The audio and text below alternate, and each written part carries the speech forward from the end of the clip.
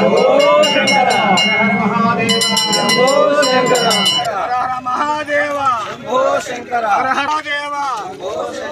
హర మహాదేవ ఓం నమః శివాయ ఓం నమః శివాయ శంభో శంకర ఓం నమః శివాయ హర హర శంభో శంకర ఓం నమః శివాయ చెప్పాలా చేసేటప్పుడు ఓం నమః శివాయ నాయుడు ఓం నమః శివాయ ఇటు బాగా జరమనుకో అటల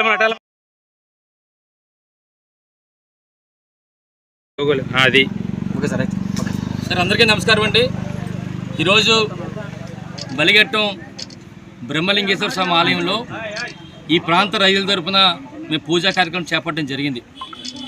ఎందుకంటే ఈ పూజా కార్యక్రమం తాలూకు ఉద్దేశం ఏంటంటే ఏదైతే పెద్ద చెరువులో 108 అడుగుల పార్వతీ పరమశల మరి విగ్రహ నిర్మాణానికి పూనుకున్నారో దానివల్ల ఈ ప్రాంత రైతులకు నష్టం జరుగుతుంది, ఈ రైతులకు అన్యాయం జరుగుతున్న ఉద్దేశం మీద ఏదైతే 108 అడుగుల మరి విగ్రహం పార్వతీ విగ్రహం ఉందో ఈ పుణ్యక్షేత్రమైన బలిగట్టలో నిర్మాణం చేయాలని చెప్పి మరి బ్రహ్మలింగేశ్వర స్వామి ఆలయంలో ఈరోజు పూజలు చేయడం జరిగింది.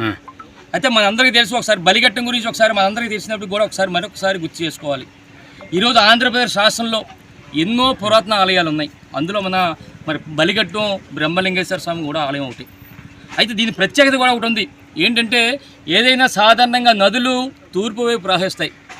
అక్కడ కాశీలో గంగానది అయితే మరి పశ్చిమ దిశగా ప్రవహించడం జరుగుతుంది.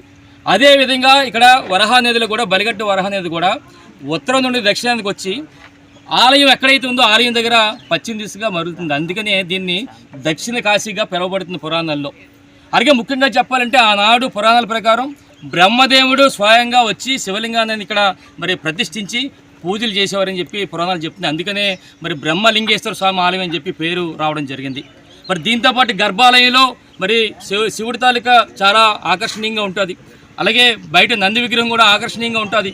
ముఖ్యంగా చెప్పాలంటే ఈ ప్రాంత ప్రజలందరూ కూడా వేలాది మంది అందరూ కూడా మరి ఇక్కడ మరి ఉత్తరవాహినిలో స్నానాలు చేసి మరి ఇక్కడ దేవుని దర్శించుకుంటే కోరిన కోరికలు నెరవేరుతాయని చెప్పి భక్తుల యొక్క నమ్మకం. మహాశివరాత్రి చూస్తే ఈరోజు మరి వేలాది మంది భక్తులు మరి చుట్టుపక్కల ఉన్న ప్రాంతాల నుంచి కూడా వచ్చి మరి ఇంత చేసుకోవడం జరుగుతుంది దర్శనం. అంటే ఇంత ప్రతిష్టాత్మక కలిగిన బ్రహ్మలింగేశ్వర స్వామి. ఈ స్వామితో పాటు ఈ పక్కనే లక్ష్మీదేవి ఆలయం ఉంది, పక్కనే శనీశ్వర ఆలయం ఉంది, ఈ పక్కనే మరి అన్నవరం దేవస్థానం ఆలయం ఉంది, పాకలపాడు ఆశ్రమం ఉంది. అంటే ఇదంతా కూడా ఈ ప్రాంతం అంతా కూడా బలిగట్టం ప్రాంతం అంతా కూడా ఆధ్యాత్మిక ప్రాంతంగా గుర్తించబడింది.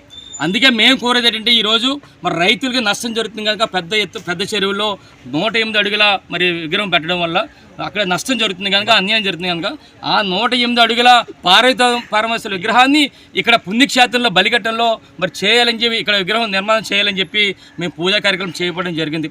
అయితే ఈ విధంగా ఈ బలిగట్టంలో 108 అడుగుల మరి విగ్రహం పెట్టడం వల్ల ఏంటంటే ఈ ప్రాంతం అంతా కూడా పర్యాటకంగా ఎంతో అభివృద్ధి చెందడమే కాకుండా ఈ ప్రాంతం అంతా కూడా ఆర్థికంగా ముఖ్యంగా చిరు వ్యాపారస్తులందరూ కూడా ఎంతో బలపడతారని చెప్పి ఈ సందర్భంగా తెలియపరుస్తూ మరి అందుకనే మేము అందరం కూడా కోరేది ఏంటంటే రైతులకు అన్యాయం జరుగుతుంది, రైతులకు అన్యాయం జరగకుండా 108 అడుగుల విగ్రహాన్ని మరి పెద్ద చెరువులో పెడుతున్న విగ్రహాన్ని బలిగట్టమైన పుణ్యక్షేత్రంలో ఏదైతే సృష్టి క్షేత్రం అంటున్నారో ఆ సృష్టి క్షేత్రాన్ని ఈ పుణ్యక్షేత్రంలో పెట్టాలని చెప్పి ఈ సందర్భంగా తెలియపరుస్తూ ఓం నమః శివాయ, ఓం నమః శివాయ, ఓం నమః శివాయ, ఓం నమః శివాయ.